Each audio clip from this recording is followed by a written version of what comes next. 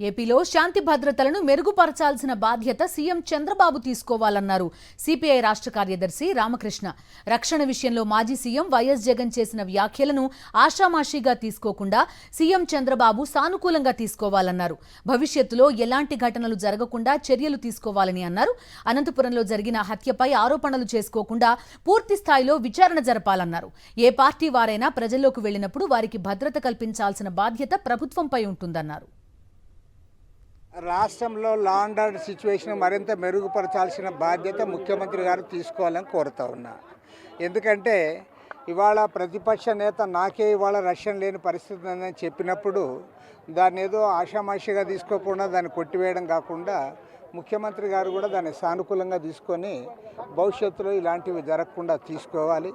ఎందుకంటే నిన్న అనంతపురంలో జరిగిన ఆ ఘటనలో కూడా ఒకరికొరు అలిగేషన్స్ కౌంటర్ అలిగేషన్స్ వల్ల ఉపయోగం లేదు.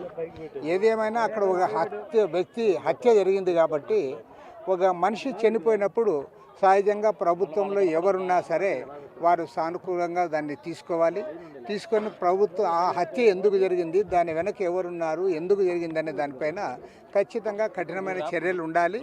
అదేవిధంగా ప్రతిపక్ష నేతలు ఎవరైనా సరే, అది ఏ పార్టీ వారైనా సరే, నిజంగా ప్రజల్లోకి వెళ్ళినప్పుడు వారికి భద్రత కల్పించాల్సింది కూడా ప్రభుత్వం పైన ఉంటుంది.